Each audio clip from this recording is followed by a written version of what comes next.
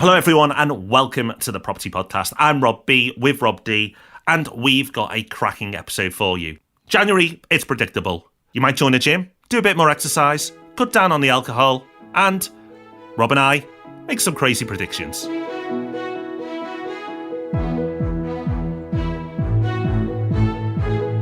Welcome to the Property Podcast, where every Thursday morning property investors come to be informed and inspired. A few weeks back, we reviewed our predictions for 2019, and you know what? We did pretty well. So emboldened by that, we're doing it all again, and perhaps over-emboldened by that, we're getting very specific in places, and we're venturing further from property than we probably should. How daft are we going to look in a year's time? Stick around to find out. So it is the predictions episode, so it's only fair that rather than just putting ourselves on the line here with predictions, we look at property experts and their predictions for 2020 as well. And there's an article in the BBC which does a nice summary of all the viewpoints of some of the industry's experts. Yeah, and there's a lot of consensus here. Pretty much everyone is going for around about a 2% rise in prices. So you've got someone from the Halifax saying 1 to 3%. You've got someone from Capital Economics saying 1.5%, but very much converging around the 2% mark. So we'll see later on how that aligns with our predictions for the coming year. But there is, Rob, one notable exception to that consensus. There is. Henry Pryor, who quotes himself as being called the BBC's favourite property expert, which is probably true because they do bring him on fairly frequently, has gone against the rest of the experts and predicted a 2% fall. So should we be worried, Rob, that Henry has gone at minus 2%? Are we in for a bad year? Well, let's see, shall we? Just before we recorded, we did the one thing that anyone who makes predictions never wants you to do, which is to actually go back and look at the past predictions he's made. So how about you read out what Henry said in past years, and I'll read out the actual figures from the ONS. So 2017, that was a bad year, down 4%. How did we do? Bad year for Henry. It was actually up 4.5%. So 8.5% out on that one. Okay, well, hopefully 2018 was better. London, minus 5%, and the UK flat overall. Well, London was a minus. It was only minus 0.8, though. And the UK was not flat. It grew by 3.3%. Okay, well, hopefully 2019 was a better year for Henry. It was obviously a catastrophe, and last year property prices were going to be down 5%. No, we don't have the absolute final figures in for the year, so maybe December was an absolute bloodbath in a way that no one's picked up on yet. But as of the latest figures, it looks like prices are up by about 1%. Yeah, so be aware. Be aware of our predictions for the year, although you do get to hear how we get on each year because we do a summary at the end of year to let you know how our predictions played out, which is very rare. Luckily, so far, not as bad as Henry's, but we will see. Maybe this is the year, Rob, that we blunder and we get it really wrong. We're due a bad year. We are due a bad year, but we can't weasel out. We said we were going to do our predictions, so let's set the process in motion. We're making some pretty bold and specific ones in places this year. There are some in there that I'm not at all confident about. But hey, if we're right, we look like geniuses. If we're wrong, at least it's entertaining. So as a collective, the Property Hub community can't lose. So let's get started. We always turn to Home Track and their report on city level price changes. And we always make our predictions about what we think the top cities are going to be in terms of price growth. So Rob, do you want to go first on this one? Okay, so I'm going to predict 2 of the top 3 for England, and that's easy for me. I think Leeds and Liverpool, plus one other, will make up the top 3 of England. I think that's what Home Track will show later on the year. I think there's loads of growth left in those 2 cities. The reason I can't pick the third is because there's so many contenders that could make up the other one. So I feel really confident about these 2. Loads of other cities are in contention to join them, but those 2 I feel really comfortable with. Well, I agree with you on those 2. Liverpool, still so much value there. Affordability is so good, it's hard to see how that wouldn't be right up there. Leeds as well did well last year, and I think it's only picking up steam, so I think that'll be in there again.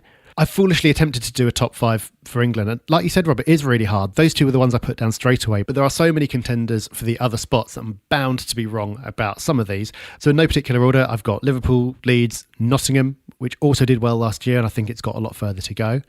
I've got Leicester in there, which I'm not at all confident about. I think it had a really good year last year. There's a strong possibility that it'll fade away this year, having had a loss of its growth, but it still seems to be motoring, so I put Leicester in there. And for my fifth one, I think I'm trying to be a bit too clever. I was tempted to put Newcastle actually, but I think at some point that's got a lot of growth to happen. I do think this year though is a little bit too early still. But what I've actually put is a weird one, which is Bristol. I'm trying to be clever here because I've read a news story that the search volume on Rightmove was higher for Bristol than for anywhere else outside London last month. Therefore, lots of activity. Also, with more economic certainty, people may be willing to make bigger purchases and go back into the most popular areas. Not at all confident, though. So that's my top five: Liverpool, Leicester, Leeds, Bristol, Nottingham. Well, I think it's only fair that you do a top five because I did it last year. I've played it a lot safer this year, but I'm feeling uncomfortable about being so safe. And I think it'll be entertaining for at least one of us to be wrong. So I'm going to counter you, Rob. You didn't know I was going to do this. I'm going to say that Bristol will be in England's bottom five. Ooh. So I think Bristol has seen a lot of growth earlier on in the cycle. I think it'll do okay. I don't think it's going to have a disastrous year, but I think it might just fall into the bottom five. It'll probably not be in the top five or the bottom five, and we'll both be wrong, which will be even better. Even better. Bang in the middle. Calling it now. Mid-table for Bristol. But if that isn't crazy enough, going against Mr. D, I'm actually going to make a prediction that Aberdeen, which is currently bottom of the UK over the last 12 months, will be in the UK's top five by the end of 2020. Now, that's for a few reasons. One, property prices have been falling for a while, so people may start to see value there. But also, as we record this, there's some uncertainty in the Middle East. Oil prices will potentially rise off the back of that. They've started to already. If oil prices rise, Aberdeen's property prices in the past seem to be pegged against oil. So if oil increases, I think Aberdeen could do well. That combined with its falls over the last few years, I think creates some opportunity. Now, this isn't an endorsement to say go and invest there. I do think this is a real risk. I could be way wrong. It is bottom of the table right now, but I think it'll be in the UK's top five by the end of 2020. Let's see. Well, I think that's a smart prediction to make because the logic is sound. If you're wrong, then you look daft on a podcast for about 30 seconds. If you're right, then absolutely nobody else will be making this prediction and you'll look like a bloody genius. So let's see. I want that bit cut for the podcast next year. Let me listen back if I get it right. And I actually want that, producer Dan, for my own cut private collection as well, if I am right. Give Rob D say that. Okay, so those are our predictions for cities. Let's move on to the UK as a whole. So as we heard in our news story, the consensus among the people asked by the BBC seemed to be about 2%. I'm not going to be particularly bold here. I don't disagree with the consensus. I was actually going to say 1 to 2%, but I'm sufficiently concerned about my cities that I'm going to give myself a bit more leeway on this one and say actually 1 to 3% for the UK as a whole. Yeah, I'm not miles away either. I'm just mildly more optimistic, which is where I am on most things in life against most people. So my prediction will go 2 to 4%. So we both could be right here, Rob. We both could be wrong. But we have the opportunity both to be right on this one. So 1 to 3% for yourself and 2 to 4% for me. Let's move on to London then. We've always singled out London for predictions in recent years because it's been interesting. For a while, it was absolutely motoring along and destroying everywhere else. And then for the last couple of years, it's struggled like most places haven't. What is 2020 going to hold for the capital? Well, I think London will be positive, but not in real terms. So what that means is I believe the growth of London will be less than inflation. So inflation, if that ends up at 2.5%, for example, I believe London will be less than 2.5%. We'll see. It'll be above zero, that I'm pretty confident of, but I don't think it'll have a barnstormer year. So I think in real terms, it could fall slightly, but I don't think it'll be a disaster. That sounds pretty sensible to me. I'm going to say something which, again, I am not at all confident on. But to make things interesting, I'm going to say that London will not be the worst performing region. I said it would be last year, and it was. This year, I'm going to say it's not going to be the worst performing region. I think it's going to have an all right year. I think that mostly London will be flattish. I don't think it's going to have a spectacular year. But I do think that prime London will get a boost from the return to a bit more economic certainty. And it seems like prime prices have bottomed out. So I'm hoping that with a bit of a boost there, it'll finish 2020 off the bottom. Okay, so what else have we got? Well, base rates, we normally talk about that. Well, at least you do, Rob. I tend to stay away from base rates, but are you going to continue your trend of giving us a prediction around base rates? You're wise not to join it because I've been wrong before. So treat this one with all the seriousness it deserves with that in mind. But I'm going to say that the base rate will go no higher than where it is now, which is 0.75%. maybe lower, not saying, but I'm saying at no point in the year will it go higher than 0.75%. Something we're agreed on, although we're going to be very vague in the agreement, is that there will be a big announcement in the budget. Now, that's the kind of point of a budget. There are big announcements, but there will be a big announcement that affects property. It could be stamp duty. It could be something else around property, but property specifics, we're going to be talking about this on the podcast, a big announcement in the budget that will have a meaningful impact on property market and potentially prices. Now, this is a very vague prediction, so a slight change to the banding in stamp duty doesn't qualify here. It would be a radical overhaul or a brand new introduction of something new that really impacts the market. Who knows whether it'll be positive, we'll see, but that's what we're predicting. Rob, can you add any more meat to that? No, not at all. I know we're going to keep it that vague, but I do think we've had a few quiet years in terms of budgets. Ever since 2015, which was the big one with all the changes announced, we've been very nervous around budget day and waiting for something big, and it never comes. I think this will be the year. I think in general, the budget is going to be a big one. The new government has got a massive majority. They're right at the start of their term. This is the perfect time for them to do things that they want to get done that might not be popular in the short term. That's something that for the last couple of years, the government's not been able to do. Now they can. So while the last budget was probably the most boring I can remember, I think the budget in 2020 is going to be talked about a lot. Onto the stock market now, and somehow I've done reasonably well here over the last few years. And the reason I sound surprised is because I don't really understand the stock market at an expert level, far from it. I do, though, have a decent grasp of economics and the economy. So therefore, I feel bold enough to make some predictions. And I'm going to be making another bold one this year. Well, not quite this year, the next 18 months. I'm giving myself a bit of leeway, and I may or may not be proven right by the end of this year. I might need a little bit of an extension to see it through. But what I'm going to say is there'll be a minimum of a stock market correction, but probably a stock market crash in the next 18 months. I feel uncomfortable saying 12, but I feel quite comfortable saying 18 months. That will start in America. The news will probably be whatever happens to cause that crash will be led by America, and the UK will follow. I don't think the UK's crash will be as severe as the US. And I want to make sure you understand now, a crash in the stock market does not mean a crash in the property market. Far from it. It's long overdue, this, and it's almost expected at this point. So while it may sound bold, I don't actually think it is. I don't think too many stock market experts would disagree with me on this one, Rob. So by correction, you mean a fall of at least 10%? Correct. And so we've got the definition of a correction. To add to that, a crash I see as 20% or more. So I think that is more likely of the two, but as a minimum, a correction will take place in the next 18 months. At least that's what I think.